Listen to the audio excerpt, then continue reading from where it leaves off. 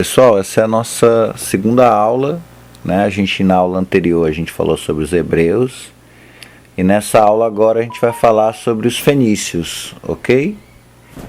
É importante que a gente vai falando o destaque de cada povo, né? Se nos hebreus o destaque deles é a questão da religião, o dos fenícios, eles se destacam por uma coisa que está diante de vocês, tá?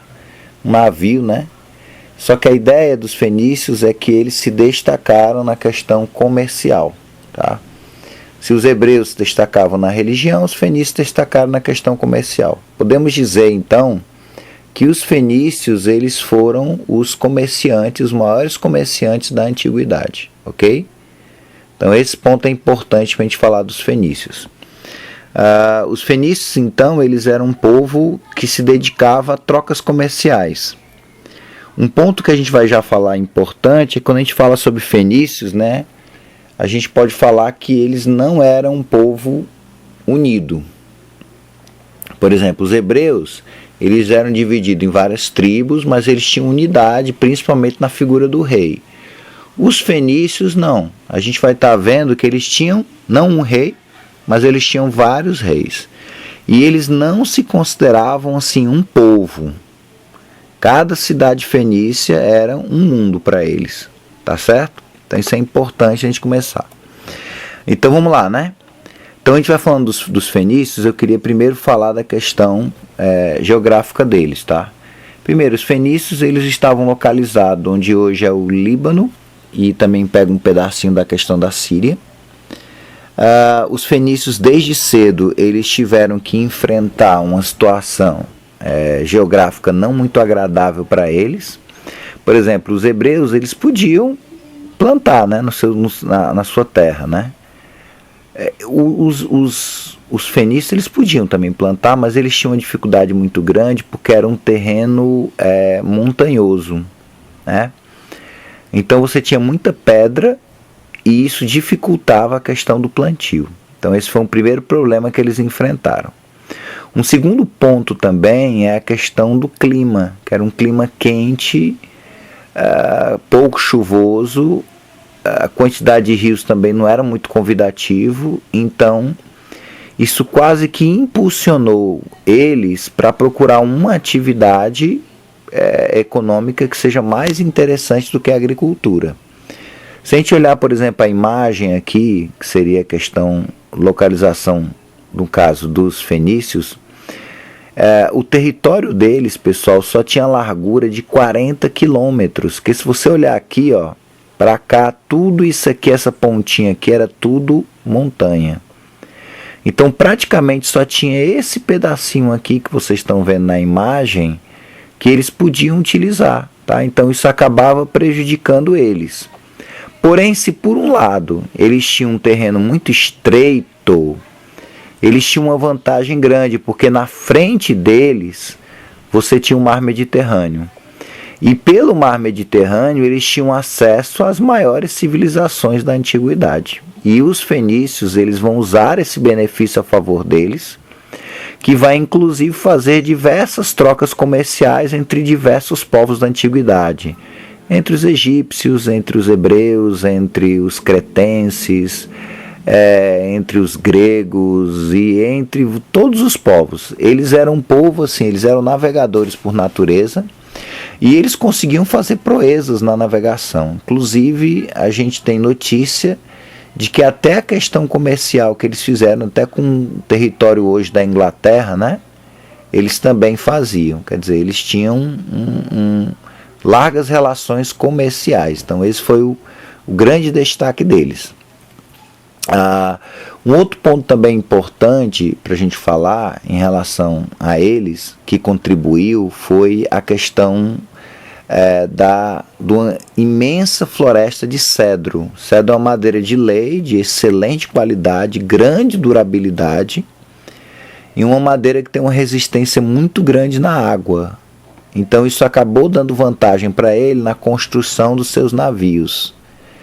Então desde cedo, como eu disse para vocês, os hebreus, os fenícios, eles vão se dedicar a essa atividade comercial.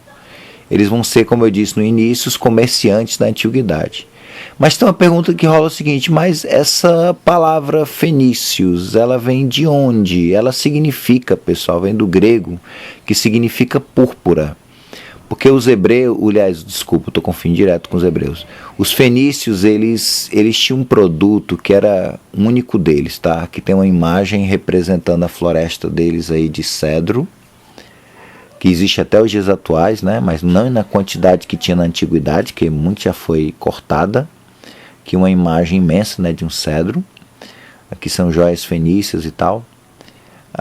E aí voltando ao que eu estava dizendo para vocês, tá? Então os fenícios, eles tinham um destaque, que era a questão de um corante. Era o chamada púrpura, né? Eu acho que eu tenho uma imagem aqui para mostrar para vocês, tá aí, ó. Então essa corzinha que vocês estão vendo aqui, ó, é a cor que era, como é que eles faziam, geralmente conseguiam extrair esse corante aqui? Normalmente desse molusco chamado de murice, que tinha em grande quantidade nas praias da Fenícia. Então, e essa corzinha que vocês estão vendo aqui era uma cor que tinha uma característica de pessoas nobres, né? Pessoas poderosas, é como se fosse uma cor de nobreza, de destaque social, entendeu? Então, praticamente, os comerciantes da antiguidade desse corante eram os fenícios. Então, como eles eram especialistas nessa cor, né? Nessa púrpura, então eles acabaram sendo chamados de púrpura, povo da púrpura, né? Ou também conhecido como fenícios, tá bom? Espero que vocês tenham entendido. Outro ponto também importante em relação a deles, que eu estava falando no início, é que os fenícios eles não tinham unidade. Eles eram separados em várias cidades e cada cidade você tinha o seu governo. Eram cidades-estados. Então, por exemplo, você tinha a cidade de Tiro, de Sidom, de Biblos, cada um é como se fosse um povo para eles, tá? Eles não tinham esse senso de unidade que nós temos hoje. Então, isso é importante para a gente poder entender. E de tempo em tempo, por exemplo, algumas cidades vão ganhar destaques na região, por exemplo. Um momento é Tiro, né? Daqui a pouco é Sidom, daqui a pouco é Biblos. Então, cada época você vai ter destaques. Um outro ponto importante é que em cada cidade fenícia, normalmente você tem a figura do rei, que é a autoridade máxima, e você tem geralmente um conselho que aconselha esse rei, né? Que ajuda esse rei para governar, e normalmente eles eram feitos de mercadores, eram compostos de mercadores. Ou pessoas ligadas principalmente à questão do mar, né? Comerciantes. Então, por isso a gente diz que essa forma de governo característica dos fenícios é chamado de tassalocracia, tá? Que é exatamente um governo ligado ao mar, né? Que é exatamente um governo totalmente ligado aos interesses dos comerciantes, beleza? Então, só para a gente poder ir para frente, então, 3 motivos que a gente pode apontar para os fenícios terem se dedicado à atividade marítima, né? Comércio marítimo. Primeiro, solo extremamente pobre, tá? Florestas de cedro e terreno estreito. E também eles tinham portos naturais que facilitavam a questão da navegação, beleza? Então, na verdade, são 4, né? Que eu coloquei para vocês. Tranquilo? Peço que vocês entendendo. Os fenícios também eles se especializaram, pessoal, em joias, produtos de forma geral, exatamente voltado para a questão comercial. Aqui diante de vocês, você tem uma imagem de algumas joias que foram produzidas pelos fenícios e que foram encontradas pelos arqueólogos, né? Então dá uma olhadinha aí, né? E também cânforas, que eram geralmente esse compartimento onde se colocava vinhos, né, bebidas de forma geral, né, e eram guardados nesses locais, ou eles também comercializavam somente os recipientes que eram utilizados pelos outros povos. Daí você vê a extrema importância deles. Como eles tinham que navegar em longas distâncias, uma estratégia encontrada por eles, como eles não tinham navios assim que davam para longas distâncias, foi fundar entrepostos comerciais em diversas regiões, né? Esses entrepostos comerciais acabam dando origem a chamadas colônias. A maior das colônias, e o que vai ganhar grande destaque na antiguidade, que ficava no norte da África, era a colônia de Cartago, né? Tem até uma imagem aqui representando que teria sido Cartago, né? Cartago ela vai crescendo e com o tempo ela vai ganhando a independência dos fenícios. E ela vai começando a dominar diversos pontos do comércio do Mediterrâneo. Inclusive os fenícios são dominados pelos romanos e os cartagineses eles vão crescendo e daqui a pouco eles vão entrar em guerra com os romanos pelo controle do comércio, né? Chamadas guerras púnicas, que a gente vai falar com calma quando a gente falar sobre a aula do Império Romano, beleza? Outro destaque também da questão deles é a questão da imagem que vocês estão vendo aí na tela de vocês, que é a questão do alfabeto.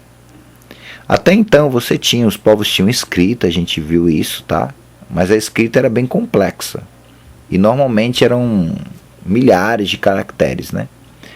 Os fenícios, como eles eram um povo comercial, então eles percebiam que tinha que simplificar as coisas. E a ideia deles, na verdade, foi criar um alfabeto, criar uma escrita simples, e acabou dando origem a um alfabeto com cerca de 22 letras, 22 símbolos, né? Normalmente no início eles não utilizavam vogal, aí você está vendo até parece que tem as vogais, né? Mas no início não tinha, era só consoantes.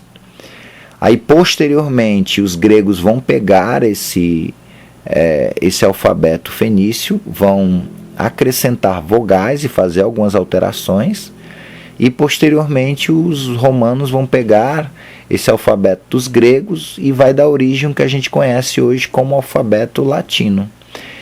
Então, daí a gente começa a ver que os fenícios também têm essa importância de ter simplificado a escrita, e isso nos ajudou, né, de forma geral. Então, esse foi também um outro grande destaque. Eu coloquei aí que eles praticavam a pirataria. Realmente eles praticavam a pirataria, eles poderiam roubar navios, saquear navios, mas não era uma prática comum dos fenícios, tá? Os fenícios eles faziam trocas comerciais, eles chegavam numa região, trocavam com os produtos que eles tinham, levavam para outra região que não tinha e tinha interesse por aqueles produtos, e assim era mais ou menos o funcionamento. Eles faziam de tudo para não praticar a pirataria, porque a pirataria acaba gerando problema, atritos diplomáticos, né, entre as nações, e principalmente se você é comerciante, você tem interesses de ter um ambiente pacífico. Então acontecia até mesmo dos fenícios eles pagarem para eles manterem a paz, para que eles consigam fazer os seus negócios sem nenhum tipo de dificuldade. Tá? Então isso é um ponto também importante em relação a eles. Aqui nós temos imagem de pedras encontradas com a escrita fenícia, beleza? Nessa linguagem simplificada.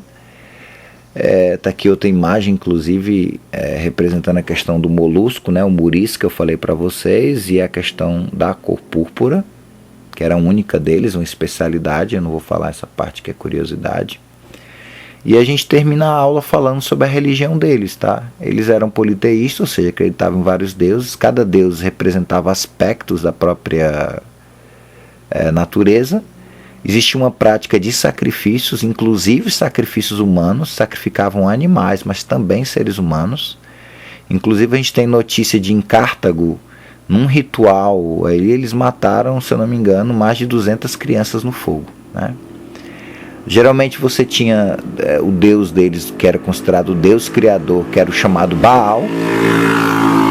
E você tinha também a figura de uma deusa da fecundidade, que era chamada deusa Astarte. Esses deuses eles acabaram sendo influenciados, na verdade, pelos cananitas, né, que legaram esses deuses para eles. E normalmente os deuses deles eles tinham forma humana. Geralmente é um formato que a gente chama de antropomórfico, né? Tem formas humanas. Inclusive a gente tem imagem aí para a gente ver. De um lado, por exemplo, você tem a figura de Baal, e do outro lado a gente tem a figura de Astarte, que é a deusa da fecundidade, né? O deus criador e a deusa que é aquela que vai possibilitar a vida, e assim vai, tá bom? Espero que vocês tenham entendido a aula. Aqui outra imagem representando a figura de Baal, né? Aqui é uma imagem representando um ritual onde havia o sacrifício de crianças, símbolo de pureza também, e que era bem aceito pelos deuses, né?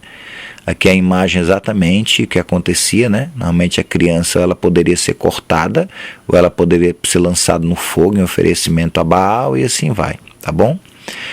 Pessoal, peço desculpa com relação à questão das gravações, que a gente está começando e a qualidade não é 100%, mas acredito que vocês estejam entendendo. Aqui é uma imagem representando a sociedade fenícia, a aristocracia, né? Os homens ligados principalmente aos reis, os comerciantes, os camponeses e os escravos, tá? Eles não tinham escravos em grande quantidade, mas eles também faziam comércio de seres humanos, de escravos, né? Para o mundo antigo, ok? Espero que vocês tenham entendido, então acho que eu vou encerrar a aula, tá bom? Grande abraço para vocês aí e até a nossa próxima aula.